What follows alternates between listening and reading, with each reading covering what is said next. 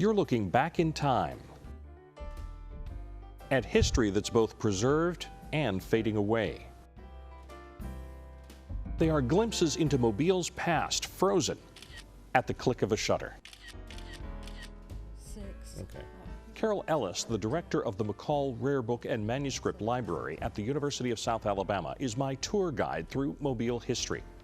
We're looking through just some of the library's collection of photographs. Each one has a story of its own. Roger Williams was a physician. Dr. Williams was a son of slaves.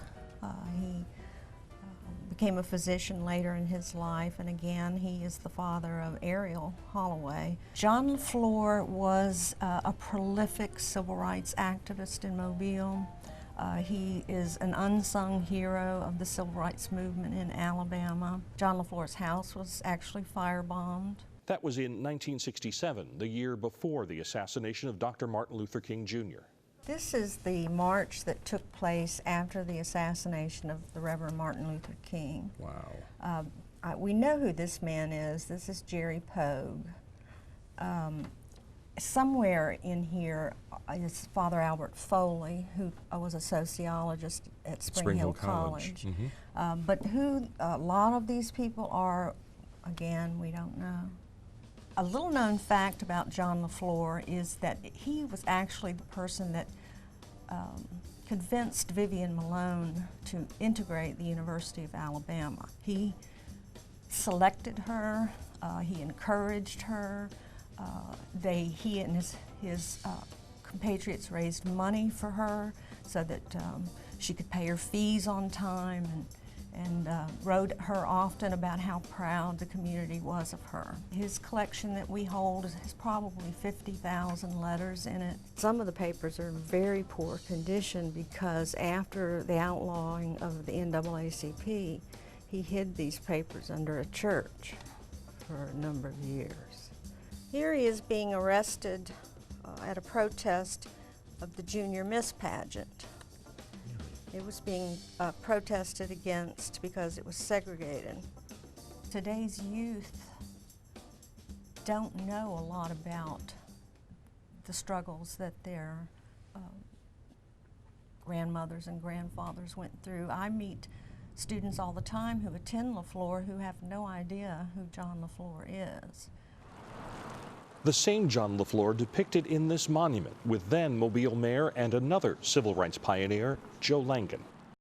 But the stories behind some of the other pictures in the archive are incomplete. In many cases, they are faces without names. They're someone's relatives, friends, or co-workers, and the library needs your help to dig deeper into the pictures past before the memories disappear forever. Some of these unidentified photographs we know a little bit about. Some of them we know absolutely nothing about. For instance, these three men worked at the shipyard, and we don't know who they are, and we would love to know who they are. This here is the interior of the Battle House Hotel. And we would love to know who this gentleman is. Employees of a life insurance company here in Mobile. Mm-hmm. Don't know who anyone in this photograph is. But maybe somebody out there will recognize their grandfather or grandmother, or... We'd love to get the photographs identified, the people in them. Mm-hmm. This looks like a picture with a story. Probably, undoubtedly. What does it say on the back here? Old Black Joe. So I guess that's what he was known as. Michael Venton is a graduate student at the University of South Alabama. He said working in the library gave him a window into the past. So I was unaware of a lot of things, and going through different documents, I just found a lot of things I didn't know.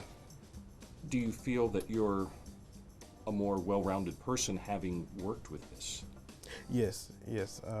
Learning from slavery to political history, all different types of history. So yes, very well-rounded.